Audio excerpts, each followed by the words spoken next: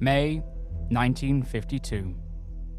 When morning broke on a spring day in the heart of Germany, where the ancient hills still rolled, where the cold of the Baltic Sea still lapped at the shores, where quiet villages had remained undisturbed in their dells, where inhabitants had gone to bed the night before, expecting the repetition of normality to continue, awoke to find all was about to change. This morning, the 26th, was not to be any ordinary morning.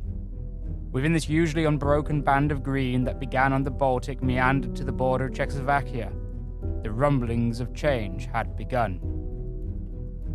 Tensions should have eased after the blockade of Berlin that had begun in 1948 had come to an end in 1949. A victory for the West and the tenacity of man and machine in supplying half a city isolated within a communist zone via the air had proved a major propaganda coup and had ended the Soviet blockade.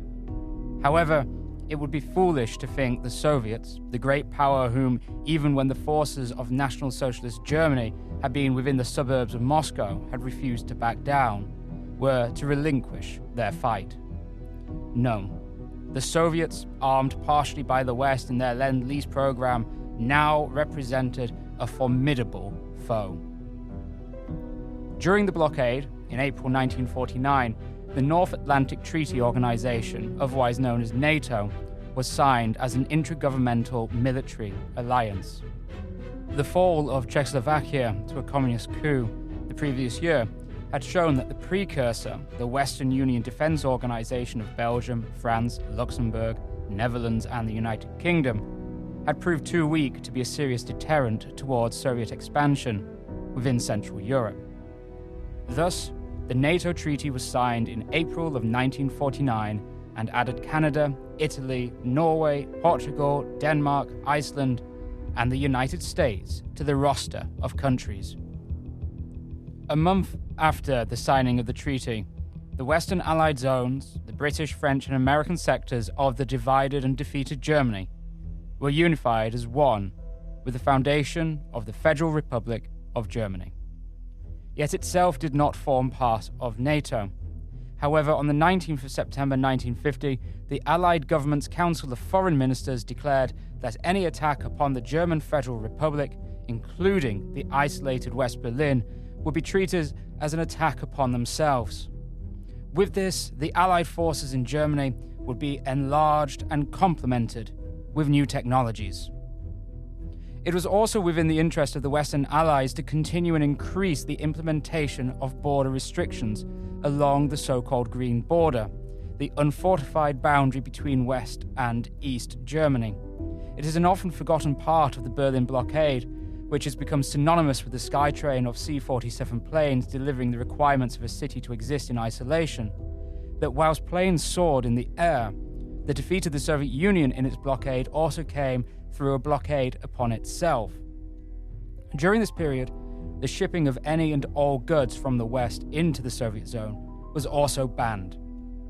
Stringent border controls within the Green Border between the zones had been set up, and a new plan by the name of Operation Concourse was to close all unofficial crossing points and exercise stringent controls.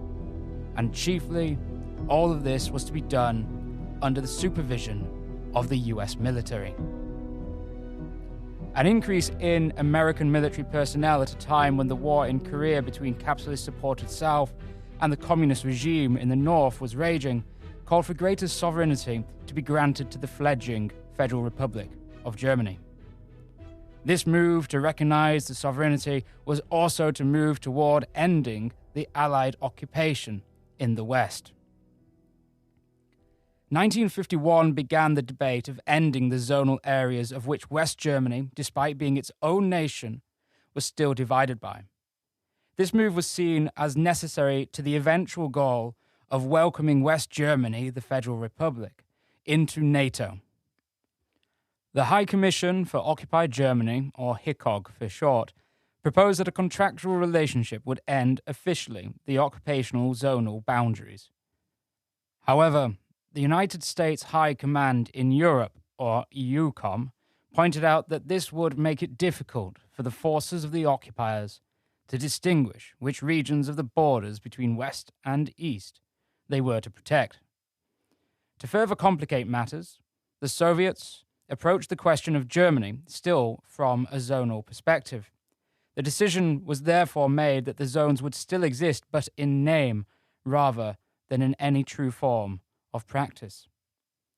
On the 10th of January 1952, President Truman and the British Prime Minister Winston Churchill announced their support for Germany to join the European defence community as a full member. Yet there were some difficulties. EUCOM was not particularly happy with having to only act when the German government deemed it an emergency, especially when there was such a large presence of American military forces on or near the border acting as security. If, for example, the Soviets decided to invade, under the current conditions, the US forces would legally be powerless to stop them until West Germany declared an emergency, by which point they might well be overrun. So large were the forces that EUCOM felt it had an intrinsic right to determine what actions were required when it came to security measures.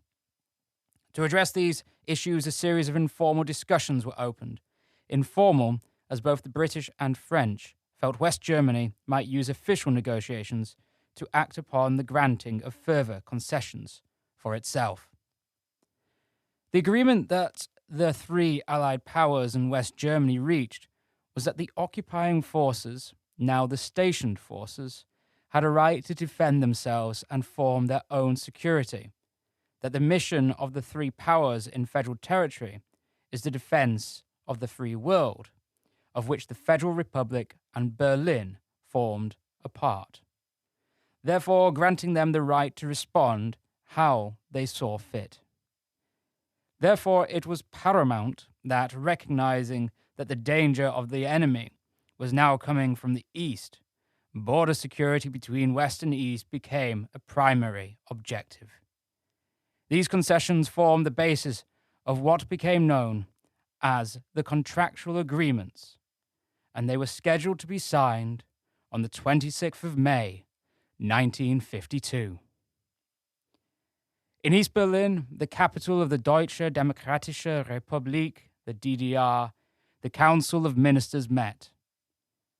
The Council of Ministers was both the cabinet and the head of government, charged by the ruling party of the Sozialistische Einheitspartei, the SED, to implement the rule of the party. In the old Prussian Landtag, the council, led by Vorsitzender Otto Grottewohl, and knowing the date that the contractual agreements was to be signed, wished to form a rapid response. A response that would steal the light and thunder from the Western capitalist powers. A decree was issued, a dramatic decree, that concerned the demarcation line where the two opposing ideologies crashed. So it was, on that morning, that just a day prior, spring's sun had shone on the grassland, echoed in the forests and baked the raw stone of exposed hill and mountain, that those who lived along the demarcation line were awoken not by the dawn chorus of nature's ascent, but rather by the throaty and raspy gurgling of diesel engines, forming into rhythms as they ploughed the earth, tore tree and root from the ground, and pulled houses down. For 1,345.9 kilometers, or 836 miles, the earth was turned along the border. What was once green was now brown. 10 meters wide, the ribbon of destruction ran. This was then followed by 500 meters of restricted zone, expanded tenfold as a special zone where only those with a special permit could reside. Soon the cold reality of barbed wire, stretched in bundles, proved that this was not a folly but a very real and permanent division of Germany. As Otto Grottewohl, the DDR Vorsitzender, decreed, the new border was to protect the DDR from spies, diversionists, terrorists, and smugglers. For the West, knowing now, when their spies could no longer wander between the one nation become two, what was occurring behind the barbed wire in the world suddenly cast into the grey, was of paramount importance. It was a question of security, to know the action and wills not only of the East German regime, but also of its puppet masters, the Soviets. To garner information in advance, like the code crackers of Enigma, could mean a change to the status quo in their favor and the protection of the so-called free world. Information was key, and therefore to gather information on Soviet plans, movements, processes, and reactions, an audacious operation was conjured.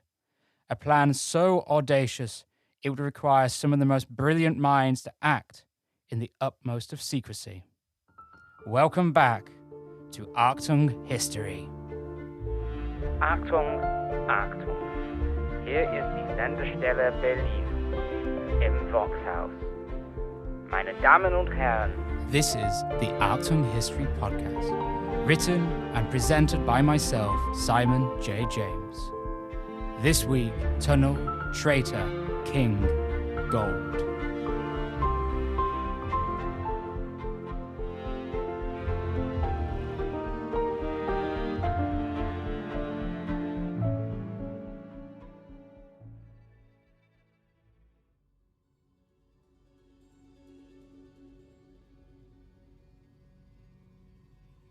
A steady drizzle had fallen upon the day in 1949 that Peter Wright, naval scientist, and his father, the engineer-in-chief of Marconi, had been invited to Storey's Gate in London.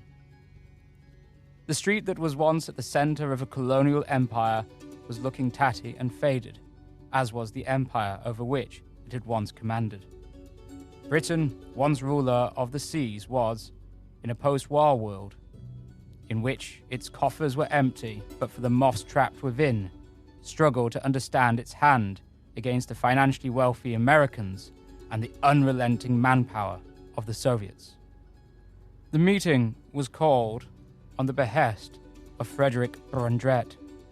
Brundrett was the chief of the Royal Naval Scientific Service and the deputy of the chairman of the Defense Research Policy Committee, the DRPC.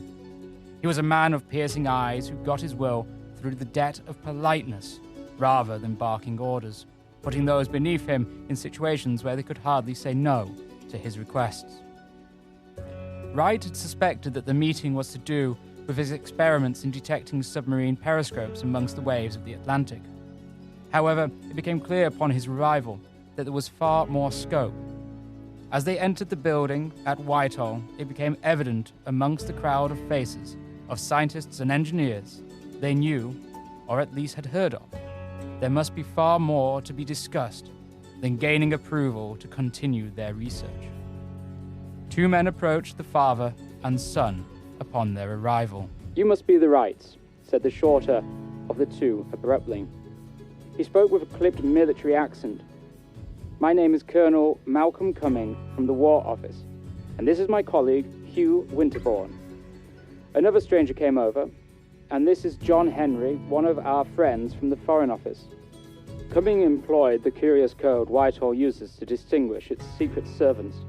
Whatever the meeting was about, I thought, it was unlikely to concern anti-submarine warfare, not with a contingent from MI5 and MI6 present. Brundrett appeared at the door of his office and invited us in. This is what Peter Wright later would recall. Scientists and research were to be the new frontier of the new war that had descended over Europe, and Brundrett, a brilliant mathematician in his own right, was keen on exploiting the youth of the nation. To the room, Brundrett spoke. "This war is going to be fought with spies, not soldiers, at least in the short term." Even before the green border had been gouged up for a hard border in 1952 by the East German regime. But reacting to the Berlin airlift, Brundrett was keen on noting the difficulties that existed, as Wright recorded. It had become virtually impossible to run agents successfully behind the Iron Curtain, and there was a serious lack of intelligence about the intentions of the Soviet Union and her allies. Technically and scientific initiatives were needed to fill the gap. For Wright, Brundrett signalled him out. Colonel Cumming was indeed from the security service and another officer, Peter Dixon, was representing MI6. It was to these two men that Brundrett offered the services of Wright to help in research. As time wound on, the meeting continued. Young scientists and established ones presented ideas and discussed what was needed to enhance a program of research. One young man spoke at length, in particular, about listening devices. Finally, Brundrett called the meeting to a close. It had been a meeting of considerable excitement. Wright noted later that it was a meeting that was infused with an energy, a gloriously unpredictable one, an energy that hadn't been seen since the days of the war. But as he was going to leave, the young scientist whom had spoken over listening devices approached him. Holding out his hand, he introduced himself as John Taylor, of the Post Office Technical Department. He passed him his telephone number and simply said, "I'll be in touch next week." The Post Office Technical Department is one of those many bits of history that has been lost to search engine optimization. Now a quick search will only lead you around on a tour of the sitemap of the help and support of the British company that dabbles in banking, insurance, and occasionally the post. But the Post Office Technical Department of the late 1940s and early 1950s was quite different. In truth, it had little to do with the post office. It was rather all bundled into the British Secret Services under the title of Special Investigations. However, it occupied a grand dark brick building in Dollis Hill, northwest London, and therefore some cover was required. Yet Wright was hardly ever at the grand building, as Taylor, whom acted as an intermediary between Wright and Colonel Cummings, preferred to meet in the open air of St. James's Park. Here, the two men discussed quite openly, fairly confident they were free from the prying ears, their plans. First, Wright and Taylor looked at infrared detection. Then Wright moved forward with developing new microphones that might use sound reflections off of office furniture to pick up on intelligible speech. However, after 6 months of work, researching and crafting his designs, Taylor phoned Wright to inform him that they had, in fact, been beaten to this idea. Meeting upon a park bench in front of the Foreign Office, Taylor revealed that in Moscow, in the British Embassy, a British diplomat had been tuning a mobile receiver to listen in to the Russian military aircraft traffic. Tuning through the bandwidths, he came upon something both surprising and startling: the voice of the British air attaché. It was clear, somehow, the Soviets had managed to plant a bug within the British air attaché's office. An agent from Britain was dispatched to find the device, but a mole within the British Secret Service had warned the Soviets in advance. The device was promptly turned off and never found. Wright speculated it was a resonance device, and just 6 months later, he was proved right. This time, it was the Americans who were caught out by the Soviets. Wright had been correct about a resonance device, but if he felt the Soviets had beaten him to it by 6 months, he was quite wrong. This device, later known as the Thing, was found within a copy of the Great Seal of the United States. It was a gift given by the Soviet Union on the 4th of August 1945 to W. Averill Harriman, the United States ambassador to the Soviet Union. The Great Seal replica was presented by a delegation from the Young Pioneer Organization of the Soviet Union and presented as a declaration of friendship, and was hung in the Moscow residential study of the ambassador for a total of 7 years. It, too, was discovered by a British operative scanning the airwaves for Soviet Air Force traffic. A sweep was ordered in March 1951, and using a system of audio feedback known as a howl, the bug was found. Needing to understand the bug further, the Federal Bureau of Investigation reached out to Wright. However, as the device known as the Thing was making its way first to American scientists, Britain's standing in the post-war world, its foundations as a solid, unified nation committed to the new cause in this Cold War, crumbled and came crashing down. In May, just 2 months after the discovery of the thing, 2 British gentlemen, Donald Mclean and Guy Burgess, stepped onto a boat to France from Southampton. Both gentlemen had worked at the Foreign Office at some point in their career, Mclean as the head of the American department and Burgess as a confidential secretary to Hector McNeill, the deputy to Ernst Bevin, the Foreign Secretary. In this role, Burgess was privy to all the information that passed to the Foreign Secretary. The date was the 25th of May, 1951, Donald Mclean's birthday. Mclean had invited Burgess to his home in Tatfield, Surrey, and introduced him to his wife, Melinda, as Roger Stiles. They celebrated Mclean's 38th birthday as a trio. Then, after having some cake, Mclean stepped outside into Burgess's rented saloon car. Here they drove to Southampton, stepped onto the boat, and sailed for France. Both men had felt a noose slipping around their necks as both men, Burgess since 1935 and Mclean since 1934, had been recruited by the NKVD as Soviet spies. From France, the two travelled to Switzerland, where they were issued with new identities, and then they flew into Prague and disappeared behind the Iron Curtain. For Britain and its part as a new spy master nation, it was a huge blow. They had allowed 2 Soviet agents to operate under their noses with access to highly sensitive, high-level British government documents and allow them to escape. The Burgess-Mclean affair embarrassed Britain immeasurably and devalued the trust the Americans had placed in its spy organizations. The British playwright, Alan Bennett, wrote in Single Spies in 1991. No one has ever shown that Burgess did much harm, except to make fools of people in high places. Nevertheless, just a few weeks later, Taylor brought the device, the thing, to Wright, accompanied by 2 Americans.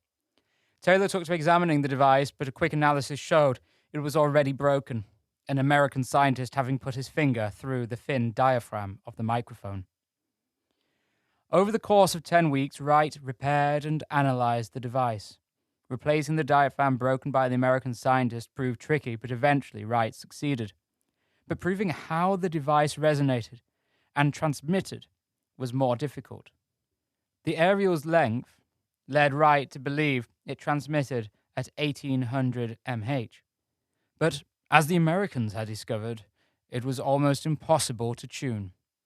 It was only when Wright made a change in his thinking, decreasing the gap in the metal plate that helped with resonance to the mushroom and reduced the frequency by 1,000, did the thing spring into life.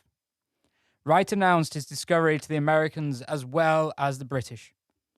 Taylor, Cumming, and Winterbourne, along with 2 Americans, traveled to Wright's laboratory in a disused World War II hut to witness a demonstration.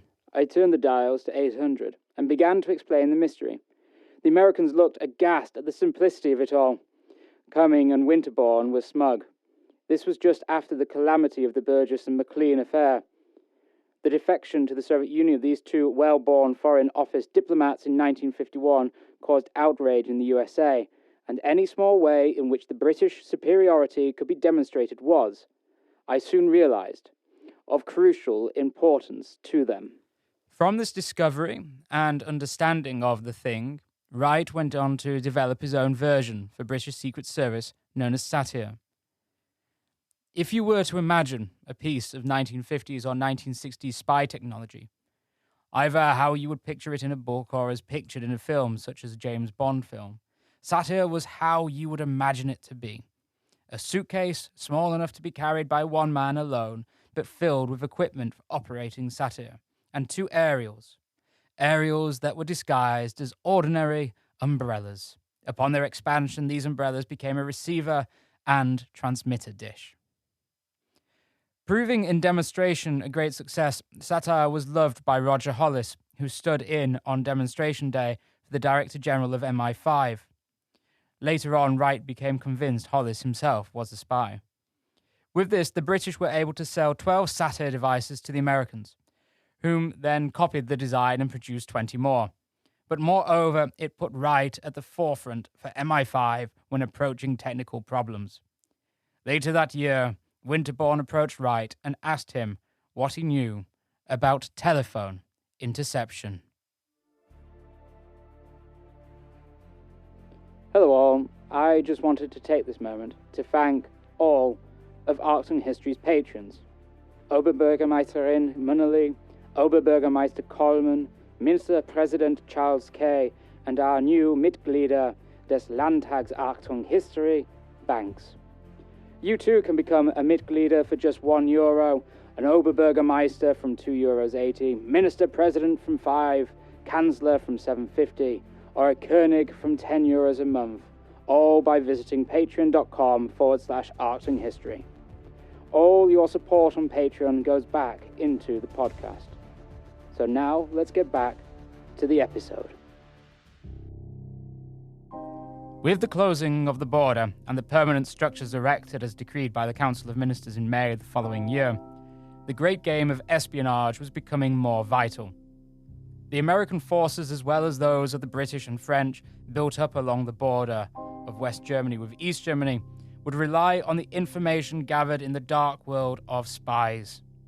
The Federal Republic of Germany still lacked an army, so it was, as the contractual agreements read, up to the formerly occupying armies to protect the free world. Therefore, it was more important than ever, with, as Otto Grottewohl had announced, the border being closed to stop spies, to get eyes and ears into East Germany, to gain a foothold on what the Soviets were thinking. It was to this end that Taylor had dedicated much of his time whilst working in Dollis Hill in the Post Office Research Headquarters. The building housed far more than just Taylor's department. It also was where the letters of British citizens were opened and examined by the Secret Service.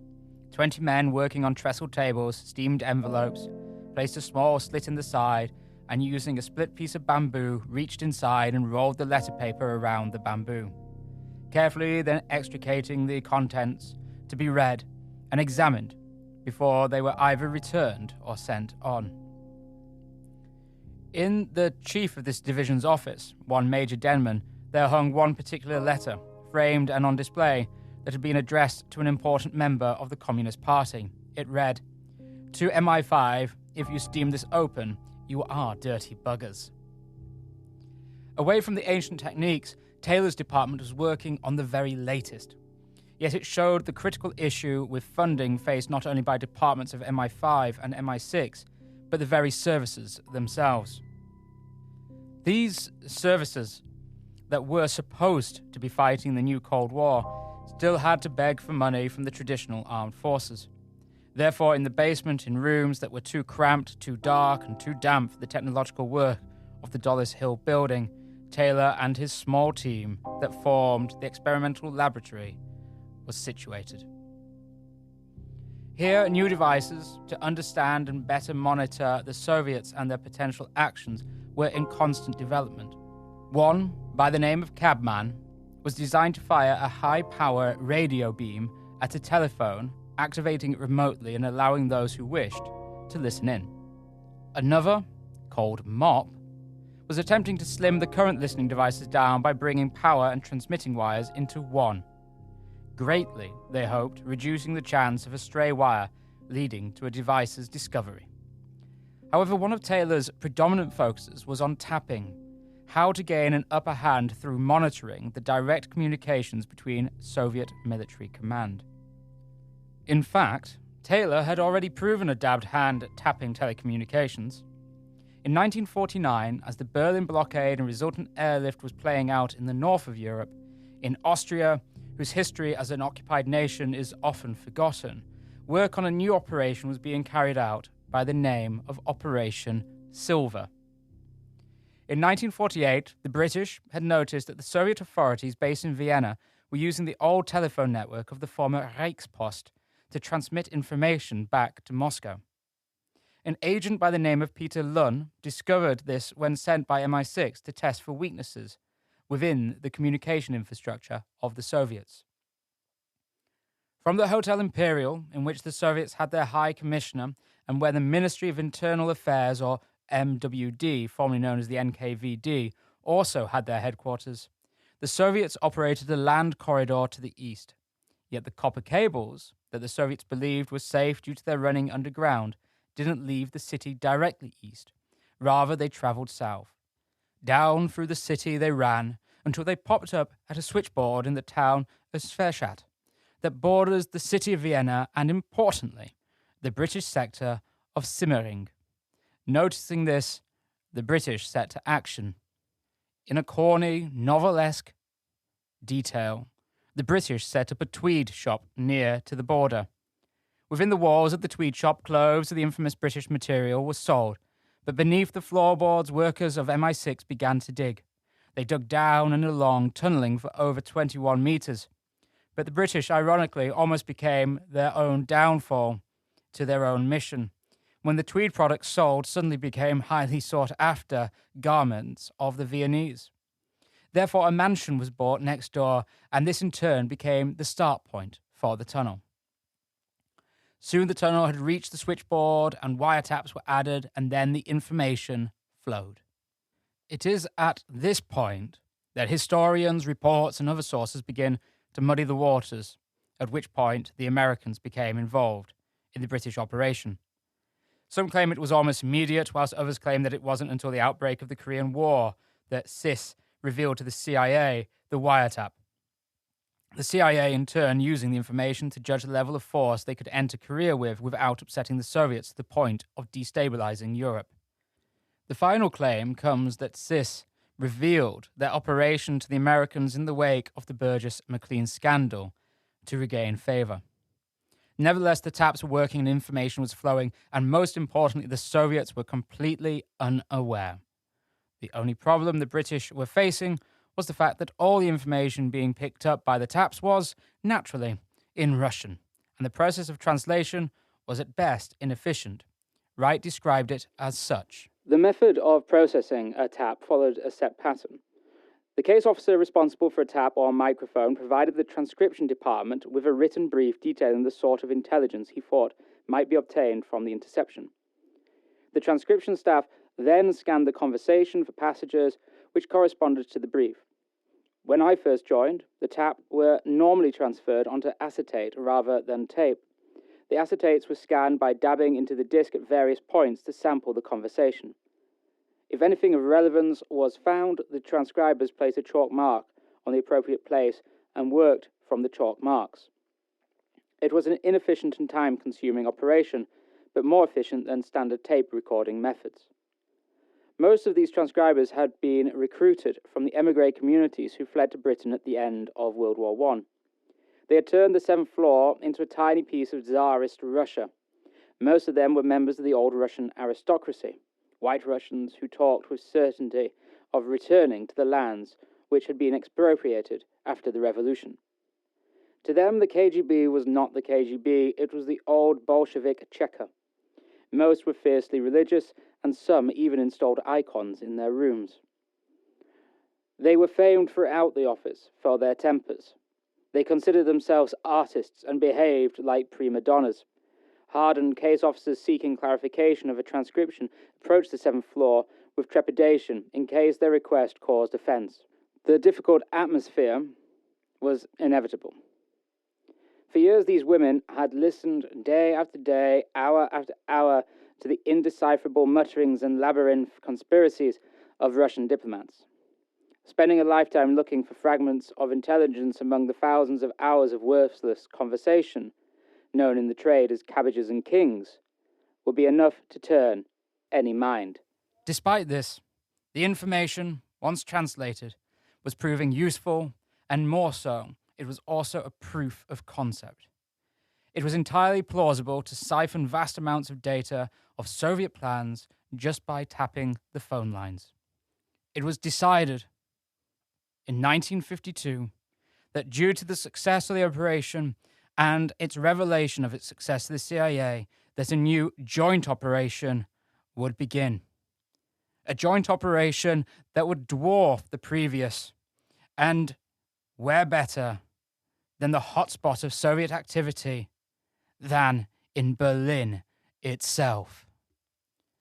To this end, the British tried to reaffirm its status as an important player in Cold War espionage, and that they once again could be trusted after the scandal of Burgess and Mclean. And it was John Taylor whose shoulders their hopes rested upon. Working on continued iterations in his damp and dark basement lab of phone tapping devices, John Taylor and his team had been able to come up with a new device. A device or system that would allow for the tapping of not just one line, but rather a technological breakthrough that allowed for tapping on a mass scale. American journalist and author of The Secret History of the CIA, Joseph Trento, writes that Carl Nelson, one of the CIA's most brilliant researchers, incorporated Taylor's ideas into his own work. Nelson's breakthrough was in converting electronic echoes of telephone lines into words, and how the technology could be used to eavesdrop on a wide range of Soviet communications. this would become one of the first myths of the new operation. David E. Murphy in Battleground Berlin traces this era to a claim in a book, Wilderness of Mirrors, that The CIA had made a technical breakthrough, called the echo effect, that enabled it to recover clear text from encoded teletype messages. The echo effect allegedly was used successfully in line tap operation in both Vienna and Berlin. This claim apparently arose from interviews with the late Carl Nelson of CIA's Office of Communications. But there must have been some misunderstanding because the so-called echo effect played no role in processing telegraphic circuits at Washington headquarters. it was the British technology, developed by John Taylor, that would prove most important to this story, and Carl Nelson, for numerous reasons, can be written out. With Berlin set out as the focus, it was time to assemble a team to begin the implementation of this new operation. However, knowing that such a large amount of work would need to be invested, it was first decided that a test should be carried out. Richard M. Bissell, an economist, had only just joined the CIA in early 1953, yet very early on he was given the task of developing new espionage technologies. So, as such a developer of new technologies, he found himself quickly on his way to Frankfurt am Main with the director of plans for the CIA, Frank Wiesner. It was to Frankfurt that the pair summoned Chief of Base of Berlin, William King Harvey.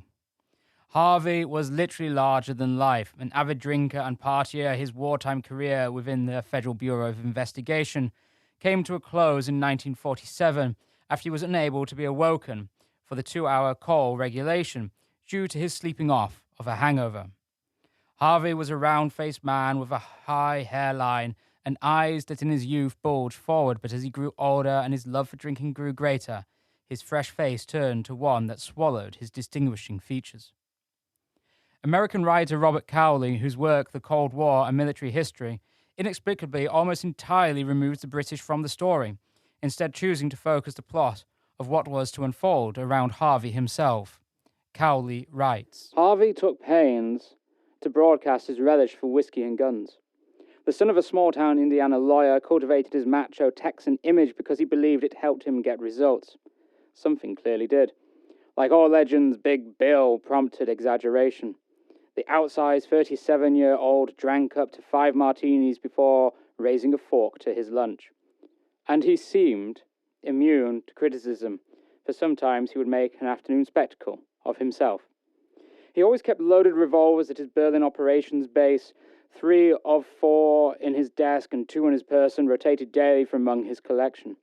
Racks of firearms lined the walls, and thermite bombs atop the safes would instantly destroy the files within if the Soviets invaded, as expected.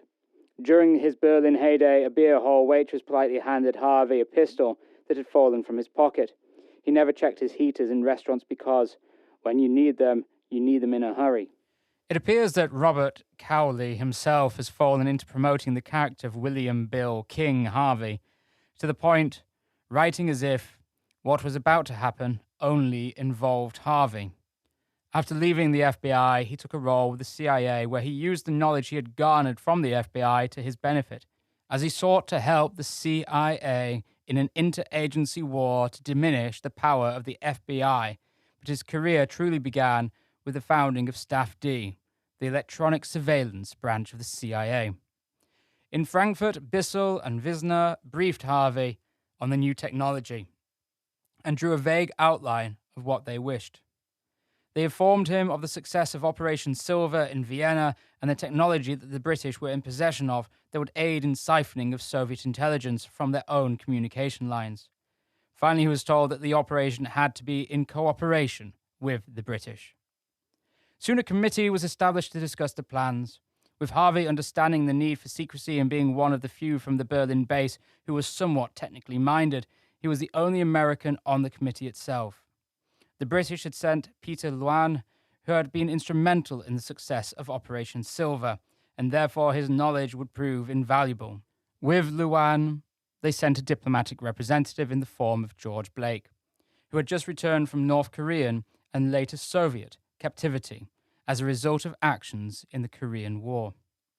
Harvey kept the new operation highly secret, informing his deputies, Hugh Montgomery and Ted Shackley, only of the most basic need-to-know information. Others on the Berlin base were given tasks that related to the new idea, but were kept in the dark as to what their tasks related to. With the mission at hand, focusing on the mass tapping of Soviet communication lines, the first act of the mission was to discover where the lines were. In 1945, with the war over, the Soviets had been heavy-handed with taking reparations from the ruinous city of Berlin. Infrastructure from railway lines and sleepers through to manufacturing equipment, manhole covers and tubes from pneumatic postal systems of the once great city were placed in boxcarts and shipped back to the Soviet Union. This often included the telephone lines themselves, valuable for their copper. Walter O'Brien, once a Chicago lawyer who had been based in Germany in September 1951 and spoke fluent German, was signaled out for the task of understanding how and most importantly where the Soviets communicated. O'Brien, assigned to Berlin, was placed under the cover of an agent of counter-espionage. Here he was to develop the contacts necessary within the West Berlin long-distance telephone system that would lead ultimately to understanding of the Eastern counterpart. According to David E. Murphy, who later would become Harvey's deputy in 1954, O'Brien was put to work on this task in 1952, a year prior to Harvey's meeting with Bissell and Wisner. O'Brien struggled at first in developing the contacts, his cover of counter-espionage proving a downfall due to the hotbed of spies that Berlin was becoming, especially now that the East German Ministerium für Staatssicherheit, or Stasi, was growing in size, importance, and effectiveness as an independent intelligence organization. The Stasi's increased penetration of the West kept O'Brien busy, but he was able still to make considerable progress on his ulterior task. O'Brien's fluent German helped in navigating the web of post-war German bureaucracy. Through a West Berlin contact, O'Brien was able to recruit an official in the East German counterpart office in Berlin's Lichtenberg district.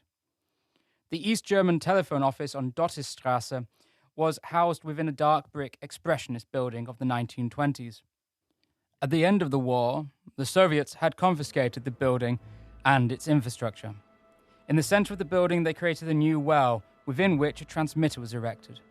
For the residents of the destroyed district, they grew suspicious that something was happening as the center of the building had its windows bricked up. Yet few knew what was really going on. The technology within was used by the Soviets for their intelligence work, and it connected the Soviet command now based at the former German High Command office at Wunsdorf to Berlin South, the army administration at Berlin's Karlshorst in the east, the Soviet embassy on Unter den Linden that was nearing completion, and most importantly, the Soviet government in the Kremlin in Moscow. The recruit that O'Brien now handled from the East German Communications Office was able to gather books specifying who used what lines in the East. The books, considerable in their size, were smuggled to the border of East and West, where O'Brien would be waiting. A quick handover, and O'Brien then sped off to the district of Dahlem. Here, in a grand brick fortified villa on Fröhrenweg that once belonged to Wilhelm Keitel, chief of the Oberkommandos der Wehrmacht, dashed into the attic space where a photography studio had been established and began the hasty duplication of the books. Once complete, he raced back to the border, handed over the books to his contact, who then would return them. Slowly, O'Brien began to build a network of East Germans willing to help in the operation. Amongst the new recruits was a woman who became simply known as the Nummermädchen, the numbers girl.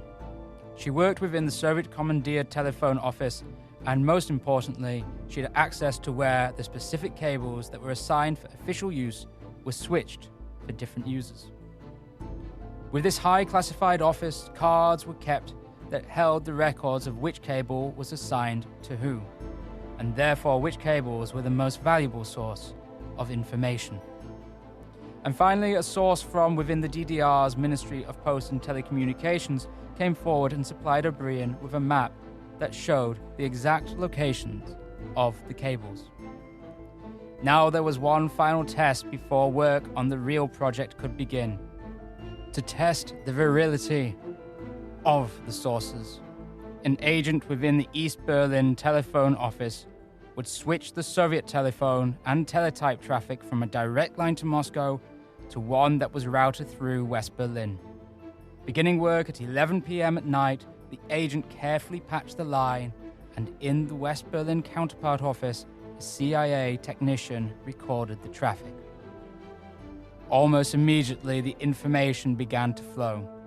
There it was, proof that not only the East German recruits had been successful, but the Soviets themselves had left lines open, and now the dark world behind that 1952 constructed border was about to be illuminated by information gathered from the Soviets' own lines. For Harvey, there was only one last thing to do: to give the operation a name. Well, he thought, if the British's successful operation was known as Silver, that meant that this new operation could only have one possible name: Gold.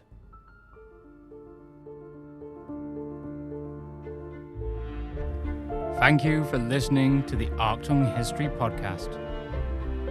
Join again next week for Tunnel, Traitor, King and Gold, as one of the greatest forgotten acts of espionage in the Cold War goes underground. If you have enjoyed this podcast, please leave a like and a review. If you wish to support the podcast, you can do so by becoming a Patreon at patreon.com/AchtungHistory. And if you wish to contact myself, you can do so through the email address achtunghistory@gmail.com. For pictures and further content relating to this episode, don't forget to follow Achtung History on Twitter with the handle @AchtungHistory. Thank you for listening, and until next time, goodbye.